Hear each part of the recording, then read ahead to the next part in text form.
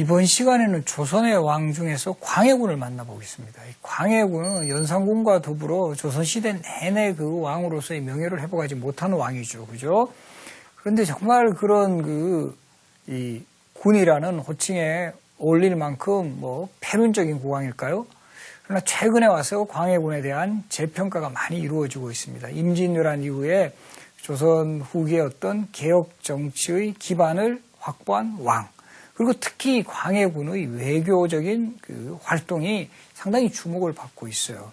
그 당시에 이 강국인 명나라와 후금 사이에서 실리 외교를 선택했던 이 광해군의 그 지혜는 요즘에도 여전히 유효하다라는 이런 평가도 나오고 있습니다. 그래서 이번 시간에는 이런 광해군의 그 여러 가지 빛과 그늘, 많은 개혁 정책과 외교 방면에서 혁혁한 공을 세웠음에도 불구하고 결국 인조 반정으로 전형적인 패륜적인 국왕으로 몰린 이런 사연들에 대해 알아보기로 하겠습니다.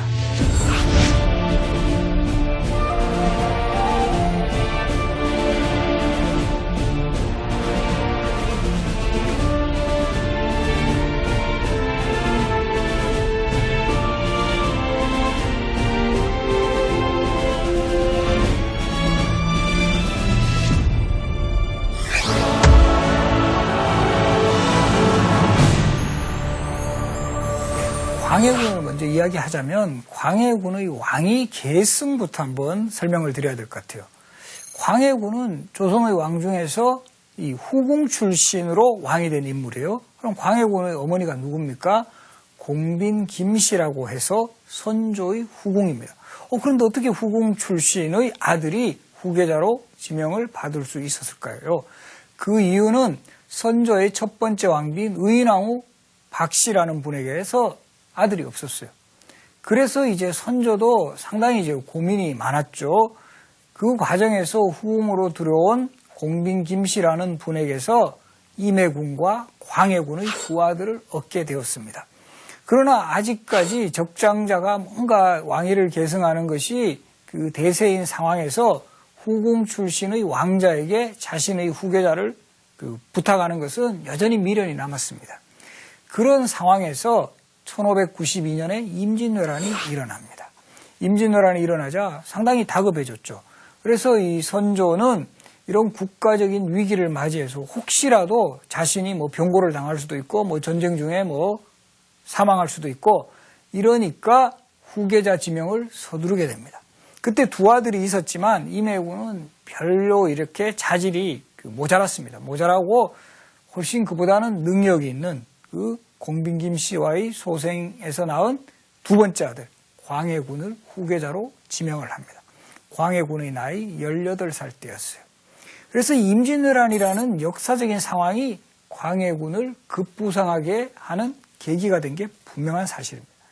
또 선조는 뭔가 이제 더 불안하니까 조정을 둘로 나눠요. 분조라 그래가지고 조정을 두 개로 나누어 가지고 혹시라도 위기가 있으면 광해군이 그대로 이제 후계자를 계승하는데 별다른 문제가 없게 만든 거죠.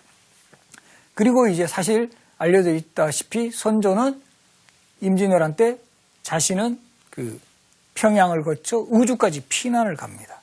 왜적들이 너무 빨리 한양으로 이제 공격을 해온 거죠. 그리고는 광해군에게는 너는 이 현장에 남아가지고 이 전시 상황을 지휘를 하라. 이런 명을 내립니다. 좀 그렇죠. 그죠? 그 당시 백성들에게도 그런 모습이 목격이 돼요. 어쨌든 간에 혼자 살겠다고 멀리 그냥 국경지대인 의주로까지 피난 가는 왕.